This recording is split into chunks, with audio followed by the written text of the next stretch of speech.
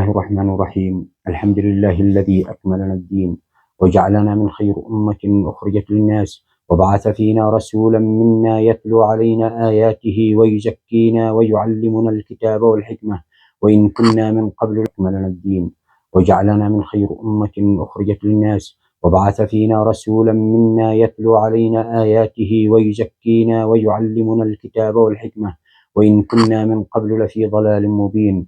وأصلي وأسلم على المبعوث رحمة للعالمين، أرسله الله للعالمين رحمة وخصه بجوامع الكلم، فربما جمع أشتات العلم والمعرفة في كلمة أو شطر كلمة. صلى الله وسلم عليه صلاة تكون لنا نورا من كل ظلمة.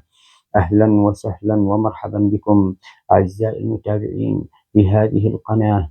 هدفنا في هذه القناة هو نشر العلم النافع، التقرب إلى الله بنشر العلم النافع. سوف أبدأ معكم بسلسلة تفاسير آيات مختارة من كتاب الله، نعيش مع معانيها ونتبين ونتأمل في آياتها ونستخلص الدروس والعبر وما نستفيد من كل آية، وتطبيق أحكامها في حياتنا اليومية وتحويلها إلى سلوك وعقيدة. إن التفكر والتدبر في آيات القرآن الكريم يعرف العبد بربه وأسمائه وصفاته ويقربه إلى الله ويعرفه بطريق الخير وطريق الشر وطريق الجنة وطريق النار. إن التأمل في آيات القرآن الكريم يشحن النفس نحو الإيمان ويقربها إلى الله عز وجل. صلى الله عليه وسلم. فها هو عبد الله بن مسعود رضي الله عنه قال: كنا على عهد النبي صلى الله عليه وسلم لا نتجاوز العشر الآيات حتى نتعلمهن ونعمل بهن ونعلمهن ونعلم حلالهن وحرامهن، فأوتينا العلم والعمل. إن الاتباع الحقيقي للقرآن الكريم ليس بحفظ حروف، إن الاتباع الحقيقي للقرآن الكريم يكون بفهم معانيه وتطبيق أحكامه لا مجرد تلاوته وحفظه.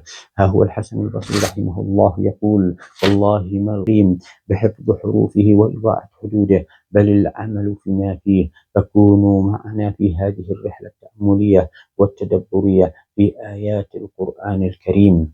إن تفسير القرآن والتأمل في آياته ليس حكرا على أحد ولا على جماعة معينة، بل هو نور نشارك في إضاءته معا.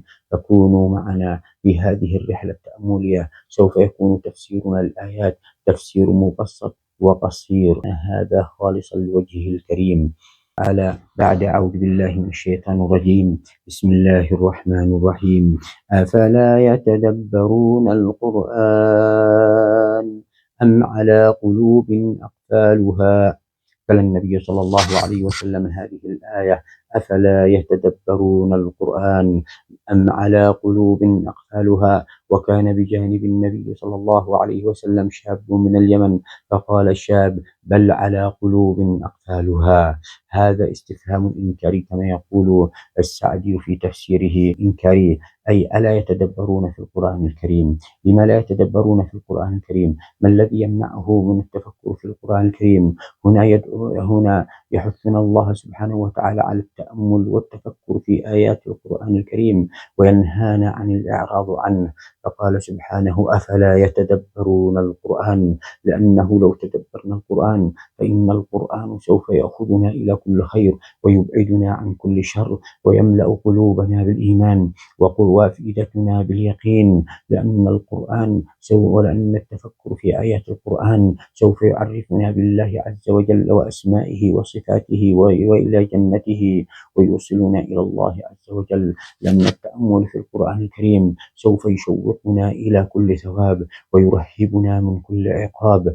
فقال سبحانه: أفلا يتدبرون القرآن، ولكنهم لم يتدبروا في القرآن ولم يتأملوا فيه، فكان جزاؤهم أن قلوبهم، قال تعالى: أم على قلوب أقفالها. هذه القلوب قد طبق عليها وغلق عليها بما فيها من الكفر وما فيها من النفاق وما فيها من الكذب وما فيها من الشر، أطبق عليها فلا يدخلها النور ولا يدخلها الهدى، أطبق عليها وغلقت ووضع عليها اللقب من قبل محكمة العدل الإلهية حتى إشعار آخر، حتى يأذن الله لأنهم لو تأملوا في القرآن لكان القرآن لهم نورا وهداهم إلى الله ولوصلهم إلى الله عز وجل. ماذا نستفيد من هذه الآية؟ ماذا نستفيد؟ هذا الذي سنركز عليه. ماذا نستفيد من هذه الآية في حياتنا اليومية؟ إن التأمل والتدبر في القرآن الكريم يفتح لنا آفاق العلم والمعرفة. إن التدبر والتأمل في القرآن الكريم يبين لنا طريق الخير وطريق الشر وطريق الجنة وطريق النار ويوصلنا إلى الله عز وجل.